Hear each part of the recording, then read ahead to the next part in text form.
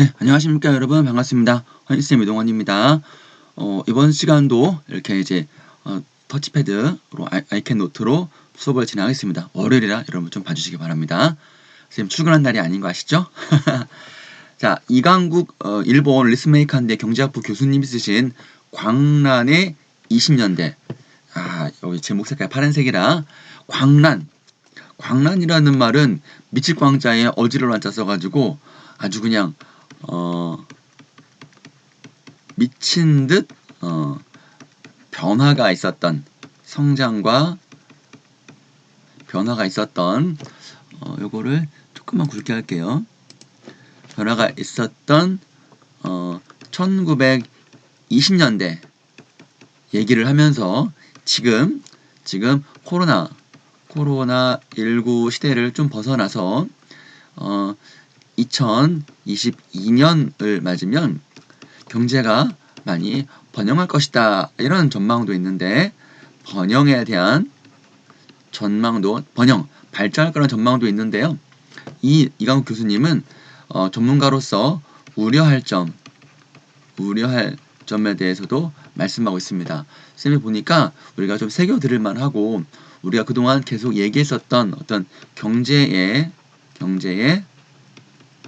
성장과 경제의 성과에 대한 분배의 문제를 좀 고려해야 되는데, 이제는 분배가 성장을 이끄는 시대가 되지 않았나. 더 이상의 어떤 경제의 외형적인 성장, 공장을 많이 짓는다거나 뭐 그런 것들은 불가능하고, IT 기업이라든가 뭐 금융 이런 것들밖에 안 되는, 서비스 이런 것밖에 없는데, 국민들에게 쓸 사람, 즉 소비자에게 소비할 수 있는 힘을 좀 주면 경제가 더 성장하지 않겠는가. 이런 것들이 우리가 많이 얘기했었던 기본소득에 대한 것입니다. 선생님은 기본소득을 조금 이제 좀 중시하고 있는데, 또 다른 대안도 많이 있습니다. 지금 한참 논쟁 중입니다. 자, 우리 한번 보도록 하시죠. 광란의 20년대라는 말이 있다. 1920년대 미국 경제는 스페인 독감과 1차 대전 종전 직후에 종전 전쟁이 끝난 거죠. 심각한 불황으로부터 급속히 빠른 속도로 회복하여 1921년에서 29년까지 20년대죠. 국민 소득이 연평균 3.7%나 성장했다. 그러니까 이거는 21년부터 29년까지 겨우 3.7%가 아니라요. 21년에서 22년까지 3.7%. 다시 또 2022년의 경제에서 총 23년에는 또 3.7%니까 이거를 여러분 수학자 하니까 계산 한번 해보세요. 얼마나 성장했을까요? 엄청난 성장인 거지. 전기도 막 보급되고요. 세탁기, 자동차, 라디오가 대중화된 풍요의 시대라고 하고요. 제조업, 즉 공장을 얘기하면 여러분들 뭐 미국의 유명한 뭐 자동차 회사 뭐 GM이라든가 포드, 뭐 크라이슬러 이런 것들 다 이때 많이 성장했죠. GE 이런 사람들, 이런 기업들 높아졌고, 노동 생산성이 빠르게 상승했다.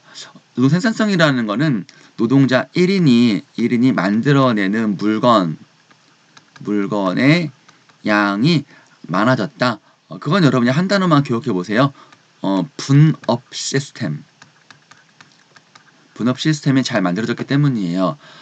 예전에 가내수공업에서는 혼자 다 만들잖아요. 붙이고 장구치고 설계에서부터 완제품까지. 그러다 보니까 한 사람이 하루 종일 해야 겨우 하나 만들까 두 개 만들까 하면, 그런데 이때는 분업 시스템은 컨베이어 벨트 해가지고 사람들이 자기가 장점 있는 그 부분만 반복해서 하는 거야. 망치질 하는 사람, 뭐 드라이버질 하는 사람 그 사람들만 딱 하는 거니까 착착착착 진행되는 거죠. 그러니까 한 달에 하루에 막 20-30개씩만 만들어내는 거지. 그런 것들이 노동 생산성이 상승했다라고 하면 이해됩니다. 여러분 이해하시면 됩니다. 주식의 가격이죠. 1921년 저점 가장 낮은 점에서 29년 정점, 높은 지점까지 5배나 높아졌대요. 우와. 미국식 자본주의와 소비 문화가 만개한 위대한 개츠비의 시대였다. 기회는 열려있다. 성공의 시대. 노력만 하면 노력만 하면 성공할 수 있는 그런 시대다. 이런 게 바로 위대한 개츠비, 아메리칸 드림 이런 얘기죠, 여러분. 이제 코로나 팬데믹 이후 이와 비슷한 20년대가 도래한다라는 말은 다시 일어난다, 다시 발생한다, 찾아온다.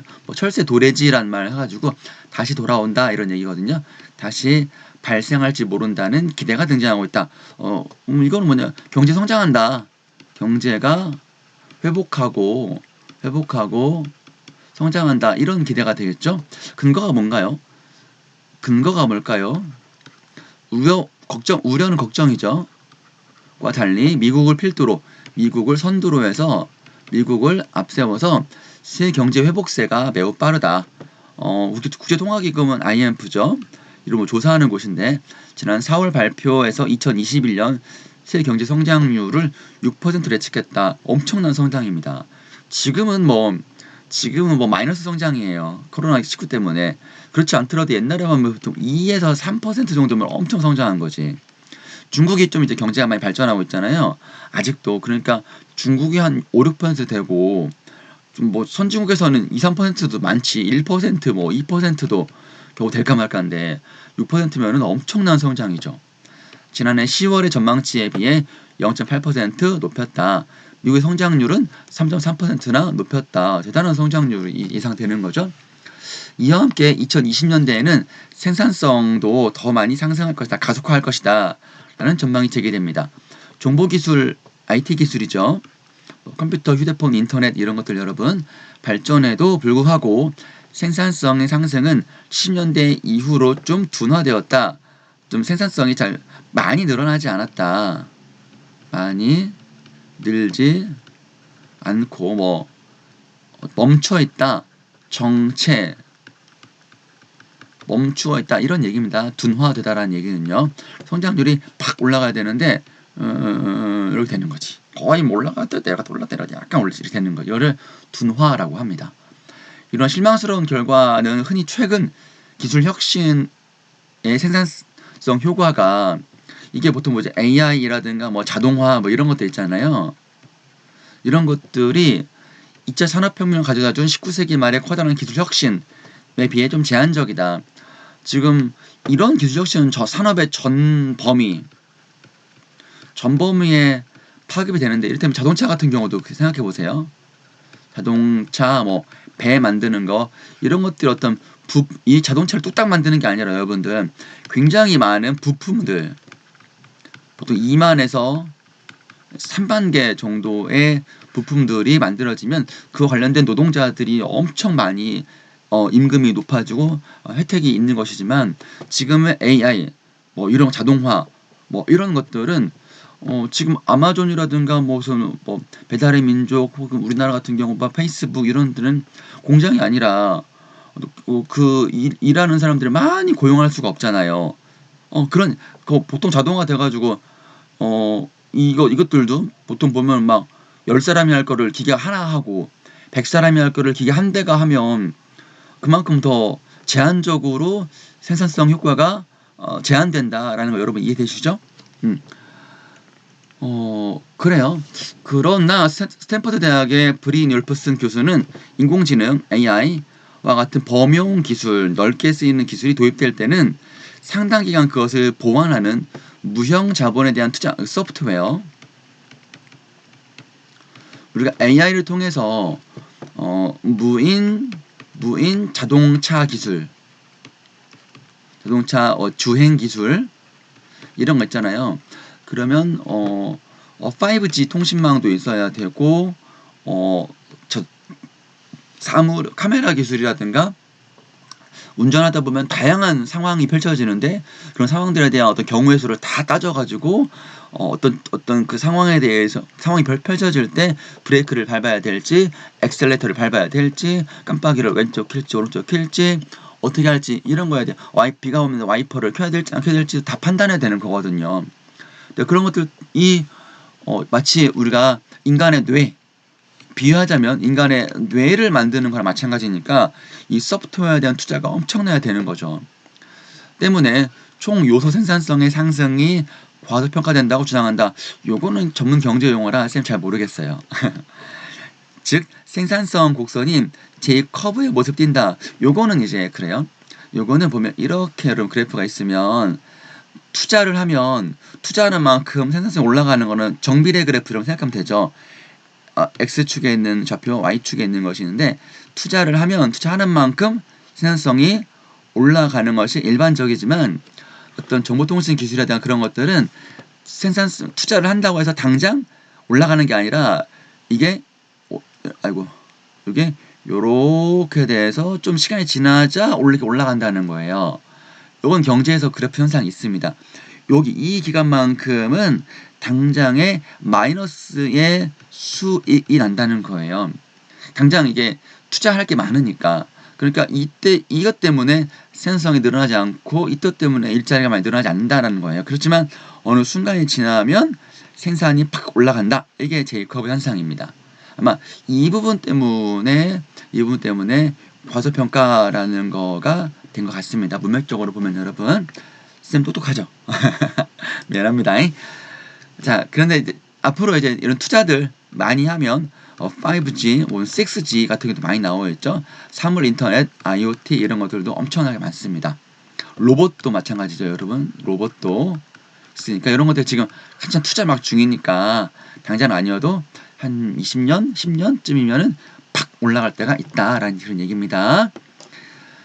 또한 최근 기술 낙관주의자, 기술의 발전을 긍정적으로 보는 사람들을 기술 낙관주의자, 기술이 세상을 더 풍요롭게 할 것이다 라는 얘기입니다. 정보기술뿐만 아니라 IT, 새로운 백신 기술, 바이오 테크놀로지, 태양광 에너지, 우주 산업 등 새로운 혁신들. 지금 우주 산업 같은 경우는 여러분 일론 머스크 테슬라 회장이 추구하는 게 화성 여행 해가지고 재사용 가능한 로켓 이런 것들 지금 만들고 있어요. 대단하죠. 혁신들이 속속 등장하고 있다고 강조한다. 나중에는 저 북극에 있는 얼음 밑으로 가가지고 수중 도시 만드는 거 아닌가 몰라. 게다가 최근 이코노미스트 지도 보도하듯 글로벌 금융 위기 때와 달리 팬데믹 이후 기업들의 투자가 크게 증가하고 있다. 앞으로 이제 사람들이 이제 코로나19 끝나면 소비가 늘어나니까 당연히 기업들은 그 늘어난 소비 맞춰가지고 물건들을 만들어야 되는 거니까 기업들이 투자를 할 수밖에 없는 것이죠. 기업가들은 이제 사람 트렌드를 빨리 읽으니까 미리미리 이제 하는 거지. 왜냐면 그때 소비자가 팍 늘었을 때 팔 물건이 없다면 이득을 못 내는 거니까 늘기를 대비해서 미리미리 물건을 만들어놔야 제때 타이밍 맞게 잘 팔리겠죠.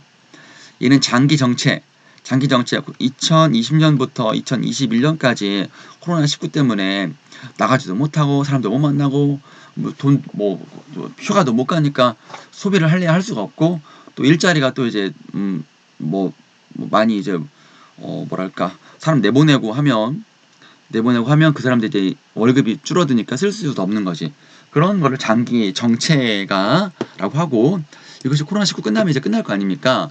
끝나고 2020년대에는 광란의 1920년대가 재현될 것이다 라는 희망이다. 잘 될 것이다 라는 것이죠. 그러나 과연 그럴까? 이 부분이 이제 우리가 놓칠 수 있는 부분인 거예요. 교수님의 어떤 뛰어난 걱정되는 안목을 한번 잘 살펴보도록 합시다. 생산성을 상승하려면 역시 생산적인 투자와 신기술 투자가 지속적으로 증가해야 하는 것이 핵심이다. 하지만 100년 전에 비해 현재의 기업의 이윤이 낮았다. 현재는 기업들이 물건 하나 만들었을 때에 장사해서 남는 게 그렇게 높지 않다. 수익 낮은 기업들이 파산했고 자본이 파괴된 당시와는 달리 지금은 부채, 빚이 많고 은행에 대출받아서 공장 짓고 막 하는 거 아닙니까? 빚이 많고 좀비 기업도 늘어났다. 좀비 기업은 이제 기업 용어인데요.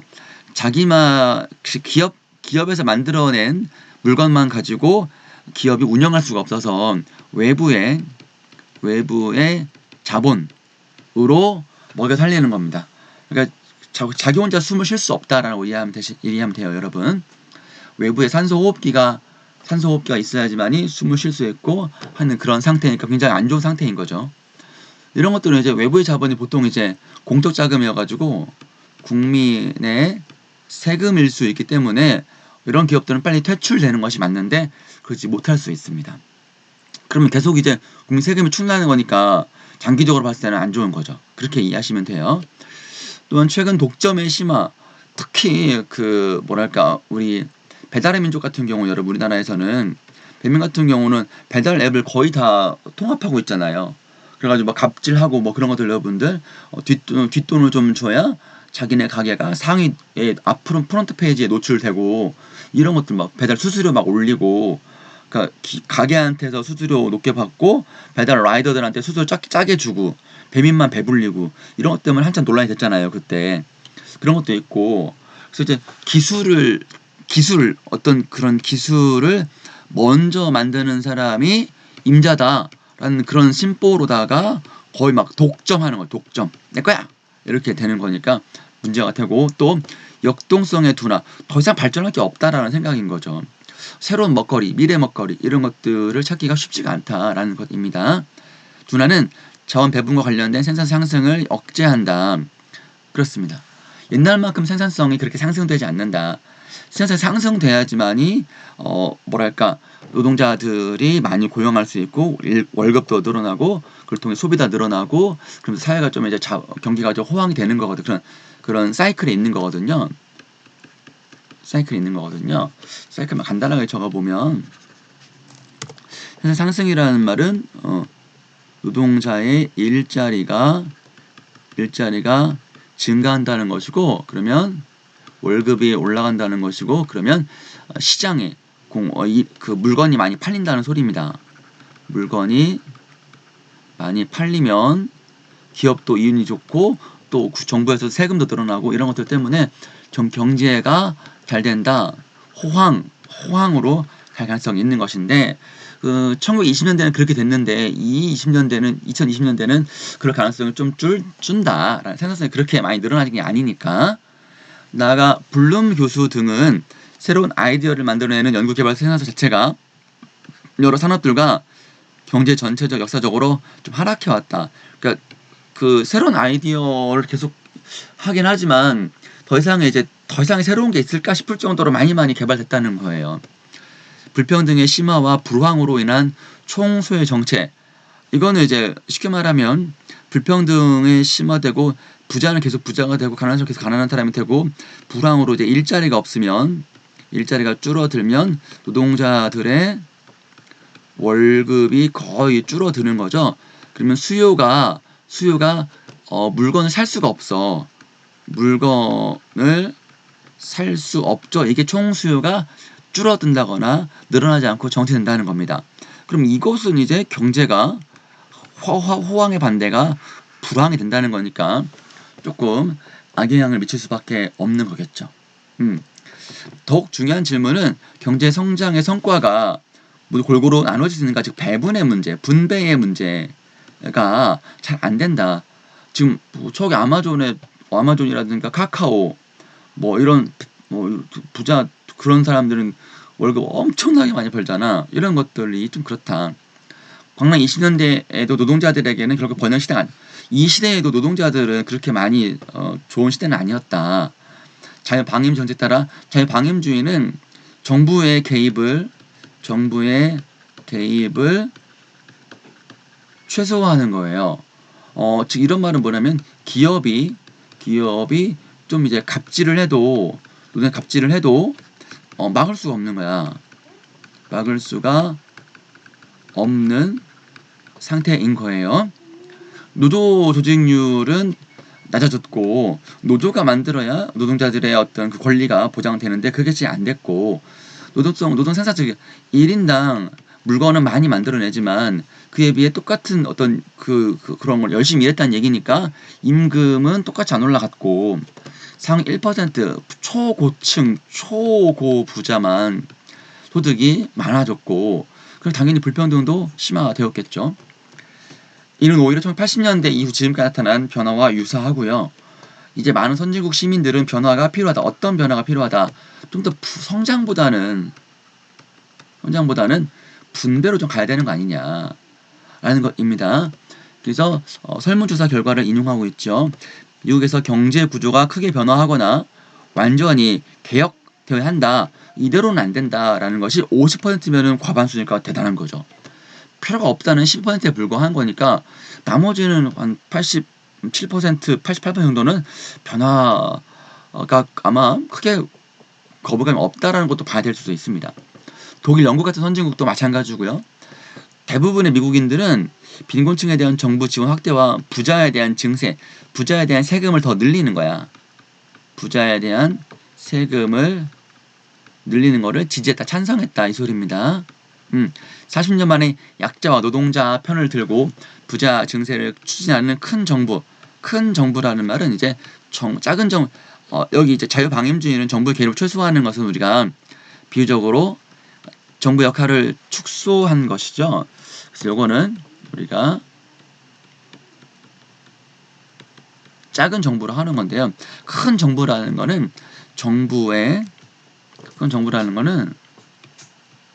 정부의 개입을 최대화하는 거야. 여기 말하면 기업이 갑질하잖아. 그럼 기업한테 혼내주는 거야. 이런 것이죠. 그럼 정부가 개입하면 아무래도 이런 불평등을 조금 더 완화하고 불평등을 없애는 데 더 주력하겠죠. 광란 20년대가 다시 올 것인가는 두고 볼 일이지만 2020년대의 시대 정신은 역시 모두가 번영하는 경제, 모두가 발전하는 경제를 만들어내는 것이다. 불평등을 개선하고 고치고 공공투자를 확대하는 바이든 정부의 정책은 미국 대통령이죠. 지금 바람직한 방향이다. 하지만 시장으로 간 추를 국가 쪽으로 약간 이동하는 것을 넘어서 힘의 관계와 경제 구조를 바꾸기 위한, 즉 경제 구조를 바꾸는 거야. 지배계층의 문제가 아니라 지배계층에 많이 키웠던 거를 좀 더 완전한 판을 바꿔야 한다는 얘기입니다. 정치적 노력이 요구되고 있다. 돌이켜보면 100년 전의 20년대에는 장기 호황의 이면에 경제의 불균형이 심화되었고 그 끝은 결국 파국이었다. 이 파국이 1929년의 고문목요일 경제 대공황이었습니다. 다시 또 전철을 밟을 수는 없겠죠.